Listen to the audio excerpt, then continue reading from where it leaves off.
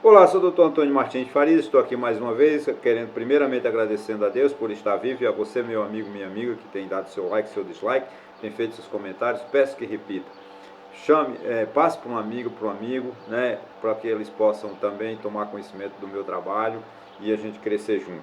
Peço também que aqui no meu embaixo aqui tem o meu blog, tem o meu telefone, tem o meu e-mail. Quem quiser entrar em contato comigo pode me chamar, viu? E meu blog, de segunda a sexta, eu publico um artigo sobre qualquer assunto, sobre política, sobre direito civil. Geralmente gira em torno de política e direito civil, direito constitucional, direito penal e assim sucessivamente, ok? Para que a gente possa, não leva mais de 3 minutos para ler e ter um aprendizado e uma maneira de construir umas novas ideias. Eu agora vou dar continuidade àquele vídeo que eu falava sobre a questão da leitura da Constituição, né, da nossa série. Vamos lá, aqui eu tinha parado aqui. É interessante o seguinte, ainda falando sobre a extradição, né? É proibido extraditar brasileiro e como também é proibido extraditar estrangeiros naturalizados do Brasil. Por exemplo, não será concedida extradição de estrangeiros por crime político ou de opinião. Isso é muito engraçado. Lembra no início do governo Lula, um jornalista americano disse que o Lula era um beberrão, bebia muito, e Lula fez um estardalhaço e pediu a extradição, né, desse jornalista. Seria um absurdo se isso acontecesse, porque não pode. Ele apenas emitiu uma opinião. Aquele jornalista, eu não me lembro o nome dele agora, mas ele foi muito criticado pelo pessoal do PT, porque ele disse que Lula era um beberrão, gostava de beber. E o Lula pediu a extradição dele, né? Mandou que ele saísse do Brasil. Isso é um absurdo, porque ele não podia ser processado, porque ele emitiu uma opinião. Se Lula gosta ou não de beber, é o problema de Lula, né? E todo mundo sabe que o presidente Lula é famoso pelo prazer que ele tem da sua cachaçinha. E eu respeito todos que bebem. Se ele não deixou de beber, é o problema dele, mas que ele bebia, bebia. Vamos lá. Não será concedido extradição. Ok. Ninguém será processado nem sentenciado senão pela autoridade competente. Ou seja, você só vai ser processado e julgado por um juiz competente, um juiz que te dê a chance de você se defender, que seja tudo legal, não seja um juiz arbitrário, que não seja um juiz que não tem nada a ver com a sua causa. Então tudo isso você só pode ser, né, ser condenado e julgado por um juiz competente. O juiz de Taquaritinga do Norte vai processar e vai julgar os casos, os crimes que você cometeu em Taquaritinga do Norte. E assim sucessivamente. Tá? Ninguém será privado da liberdade ou de seus bens sem o devido processo legal. Isso é de extrema importância, isso pelo seguinte, porque ainda hoje acontece muito, alguns empresários financeiros, bancos, você compra um bem financiado em 25 prestações, paga 24, atrasa uma, eles vêm e tomam o seu bem e não te dão nada. Ora, você só atrasou uma, não é razão que ele vá sem autorização judicial, invada a tua propriedade, tire teu carro, tire tua máquina de costura e leve para a fábrica que vão revender. Então é um lucro exorbitante que ele tem, porque você pagou 24 prestações e eles tomam por causa de faltar um pagamento de uma. Isso acontece muito no Brasil hoje. Não é um fato passado, não. A Constituição desde 88, mas isso ainda acontece. E tem a anuência, o conhecimento das autoridades, elas sabem disso. O juiz sabe, os promotores, os delegados, é tudo uma questão de poder econômico, né? Outra coisa, vamos lá, interessante isso aí, outra coisa também nesse mesmo aspecto, você atrasa o IPVA do seu carro. O policial, ele não pode apreender o seu carro porque você está com o IPVA atrasado.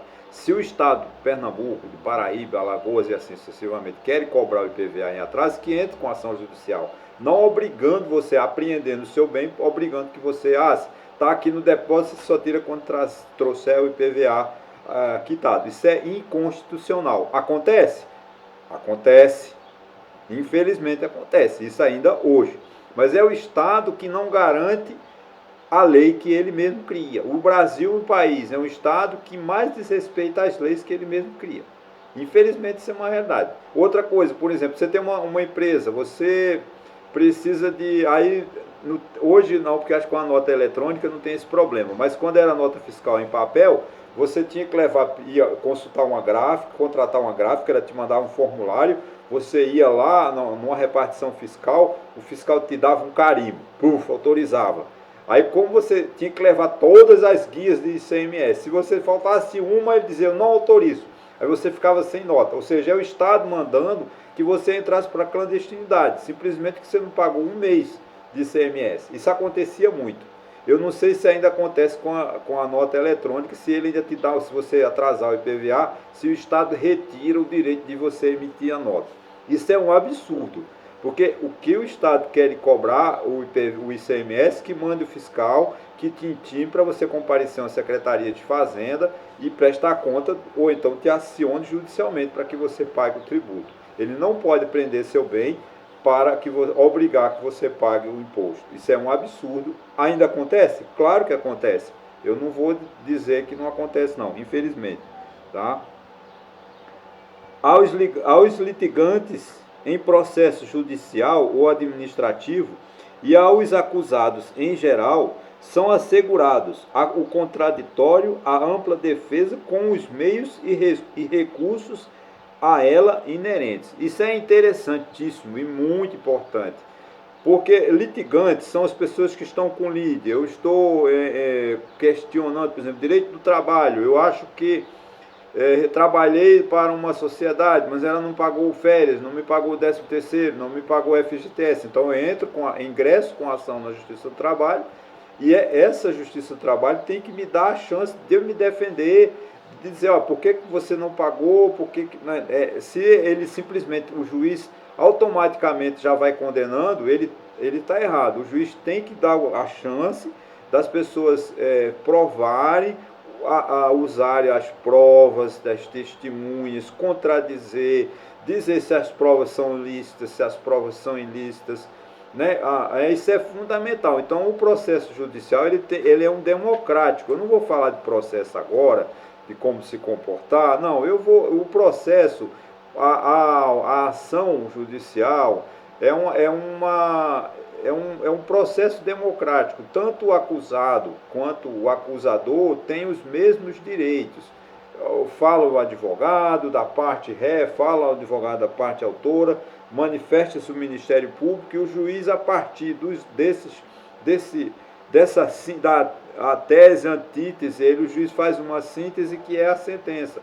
Então todo mundo tem direito de se defender. Ninguém vai ser condenado sem direito de defesa. Quando você não tem, por exemplo, condições de constituir um advogado, o juiz, o Estado te dá um advogado gratuito, é o famoso defensor público. O juiz chama qualquer advogado. Eu estou passando no fórum, eu sou advogado, passo no fórum, o juiz, doutor, vem aqui e defenda esse réu, ou essa parte aqui que está sem advogado. Eu sou obrigado a ir lá e defender. Né? Isso é muito importante. Então vocês não tenham medo da justiça, que todo mundo só é condenado depois de ouvido e depois de feito todas as alegações necessárias para que o processo prossiga, para que o juiz possa dar uma decisão final, que é a sentença, ok? São inadmissíveis no processo as provas obtidas por meios ilícitos. Isso aí é muito importante. Para quê? Para que não se constitua processo com provas que não são verdadeiras, provas forjadas, provas manipuladas, testemunhas que vão mentir, testemunhas feitas, contratadas exatamente para mentir, porque a testemunha ela não pode mentir. É a única pessoa no judiciário, a testemunha só pode falar a verdade, porque ela vê o fato. A testemunha ela viu o fato, a testemunha viu que eu estou com uma garrafa de álcool. Ela não pode dizer que eu estava com uma garrafa de cachaça. Ela está vendo que é álcool. Então, a testemunha viu que eu estou com um copo. Ela não pode dizer que eu estou com uma garrafa, porque ela vai dizer que me viu com um copo. Então, a testemunha é a única pessoa. O réu e a parte autora e a parte ré pode mentir à vontade. Agora, a testemunha não. A testemunha vai noticiar o fato, vai dizer o fato que viu. Aqui. Aí essa é a grande polêmica, né, que que nós estamos vivendo no momento.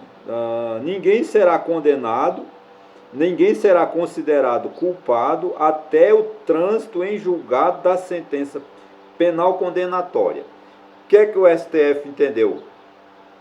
De que a partir de segunda instância, ou seja, eu sou condenado pelo juiz de Santa Cruz de Capibaribe, sou condenado pelo juiz de Taquaritinga do Norte, aí eu recorro, sou condenado na sentença do Tribunal de Justiça de Pernambuco. Eu já posso ir preso, porque ele já entende que já é a segunda instância. Só que eu tenho certeza que o STJ eu vou ganhar. Porque acontece muito, você perde na primeira instância, perde na segunda instância e ganha numa terceira. Então não é justo que uma pessoa seja preso logo ou tenha o seu bem obrigado a pagar o custo no segunda instância, porque ele sabe que ainda quando chegar no STJ a gente ganha a causa. Então é preciso muita serenidade. Eles alegaram isso, essa onda de ser preso em segunda instância, porque é tanta injustiça no Brasil que eles querem se vingar. A gente condena logo segunda instância para a gente não ter trabalho para a terceira instância. Não, mas tem que ser, o Brasil, a gente não pode trabalhar com pensar, vamos prender logo em segunda instância porque diminui o trabalho. Não, o Ministério Público, a Justiça tem que trabalhar. Os tribunais superiores, eles não querem ter trabalho. Então manda logo, enche as cadeias, porque a gente não se preocupa com os presos mesmo, mas aqui em Brasília a gente trabalha pouco. Está errado. Eles têm que trabalhar. Então tem que ter a terceira instância. Eu acho que prender uma pessoa logo na segunda instância é cometer uma injustiça, na minha opinião. É claro que eu não sou o dono da verdade e com certeza não serei vencedor nessa tese. Porque no Brasil, direito é vingança. Todo mundo quer que se vingue. Direito não é vingança. Direito é dizer o direito a quem tem. Cabe ao juiz dizer quem tem direito, né? De quem é o direito? Se é meu, se é do meu ex-adversário. Mas aqui no Brasil não. As pessoas acham que se vingar é ter direito. Não. Vingança não leva a lugar nenhum. Vingança é a cegueira. Quando eu quero me vingar de uma pessoa, eu estou cego, meus olhos estão vedados, eles estão cheios de ódio, de rancor, de ressentimento. Em direito não pode existir rancor e ressentimento. Em direito é a justiça. Dá o direito a quem tem direito, né? Dá a César o que é de César, como já dizia Jesus, ok?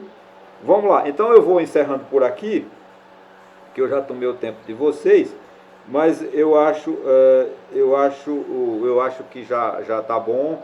Eu peço que vocês continuem assistindo os meus vídeos, né? Dê o seu like, não deixe de dar seu like, seu dislike, e também no meu blog. Leiam o meu blog, é de extrema importância que vocês leiam o meu blog para que vocês possam aprender também comigo e eu também aprender com vocês. Muito obrigado e até uma próxima.